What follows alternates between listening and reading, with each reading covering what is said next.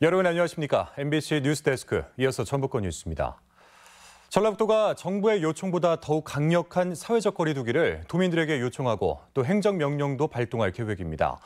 종교시설과 실내 체육시설, 유흥시설뿐만 아니라 PC방이나 노래 연습장, 학원 등도 앞으로 2주 동안 운영을 중단할 것을 권고했습니다. 유룡 기자입니다. 송하진 도지사가 2주 뒤 개학돼 아이들의 안전한 등교를 위해 정부 권고안보다 한층 강화된 영업 중단을 권고했습니다. 종교시설과 실내체육시설, 유흥시설뿐 아니라 PC방과 노래 연습장, 학원, 콜센터, 영화관 등 5개 업종을 추가해 14,000여 곳이 대상인데 2주간 영업 중단을 당부했습니다.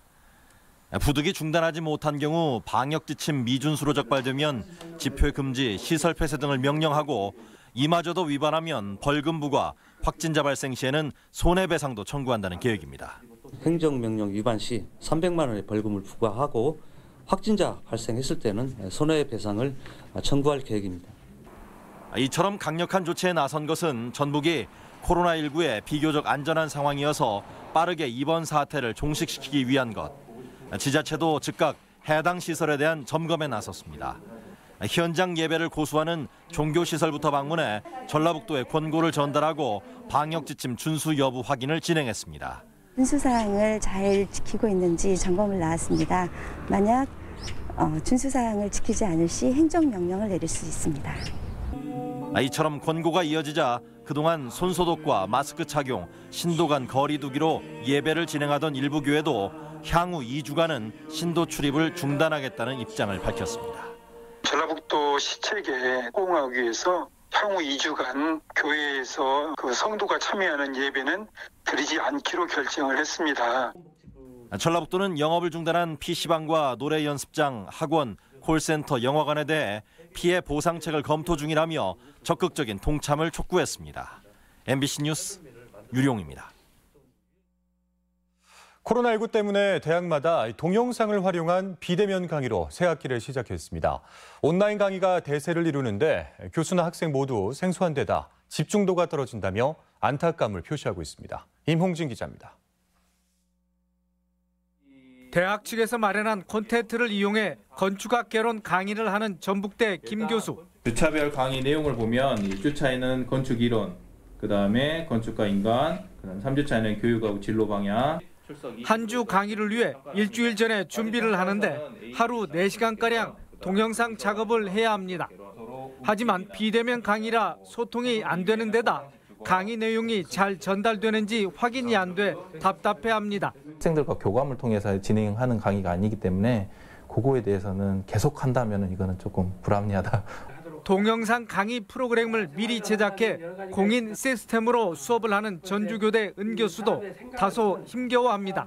학생들이 한꺼번에 서버에 접속하다 보니 강의가 자주 끊기고 전달력도 떨어집니다. 과제물 제출로 대신할 수도 있지만 PPT 자료에 목소리를 입히거나 사전 녹화한 콘텐츠를 활용하는 온라인 강의가 대세를 이루고 있습니다. 이론적인 얘기를 하는 전공들은 상당히 많이 이걸 새로 배워서 해야 되기 때문에 어려움이 좀 있는 걸로 알고 있습니다.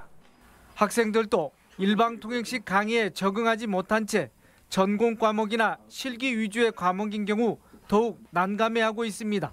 불가피한 조치라고 할 수 있으니까 대안책으로 활용하는 게 맞지, 이게 쭉 이어지면 아무래도 학습에 힘든 점이 많이 있을 것 같아요.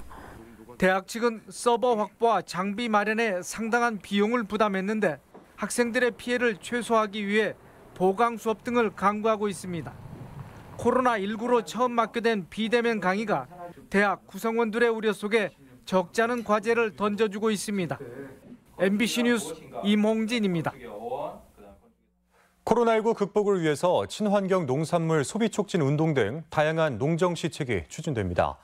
전라북도는 코로나19 여파가 농업 분야로 확산됨에 따라 관련 추경 예산 편성에 나서는 한편 학교 급식 농산물과 화훼 소비 촉진, 농업인 피해 융자 지원 등에 나섭니다.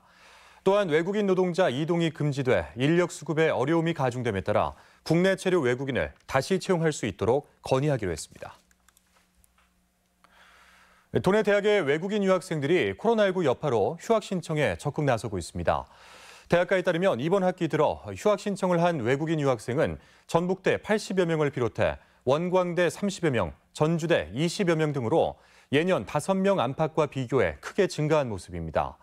이는 코로나19 감염 환자가 꾸준히 증가하면서 외국인 유학생들이 자국으로 발길을 돌리는 사례가 늘어났기 때문으로 분석됩니다. 신재생 에너지 수익을 지역 주민과 함께 공유하는 군산시민 발전 주식회사가 발전사를 선정하고 첫 발을 내디뎠습니다.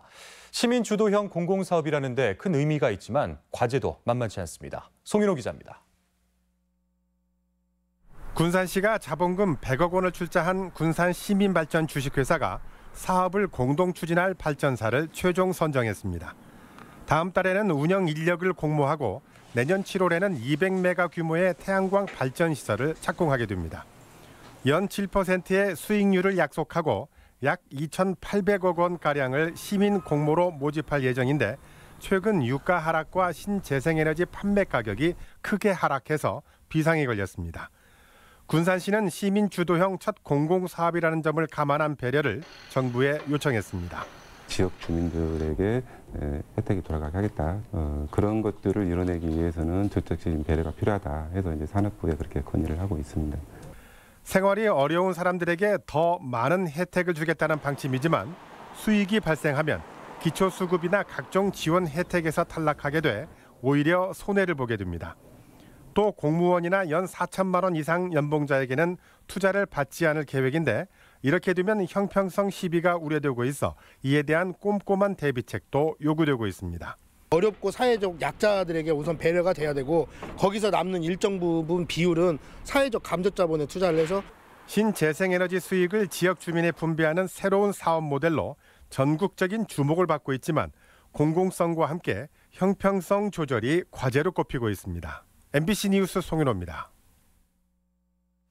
오늘날 12시 반쯤 정읍시 산회면 상두산에서 불이 나 임야 0.5헥타르를 태웠습니다. 산림당국은 헬기 6대와 진화대원 100여 명을 투입해 3시쯤 불길을 잡았다고 밝히고 산 아래쪽에서 불이 난 만큼 불법 소강 여부를 조사하고 있습니다. 도내에는 현재 전주 등 중동부 8개 시군에 건조주의보가 내려져 주의가 필요합니다. 산불 예방을 위한 특별 대책이 시행됩니다. 전라북도는 봄철 건조한 날씨와 등산객 증가로 산불 발생 위험이 높은 만큼 다음 달 15일까지를 봄철 대형 산불 특별 대책 기간으로 정하고 비상근무 체계에 돌입했습니다. 지금까지 전북권 뉴스였습니다.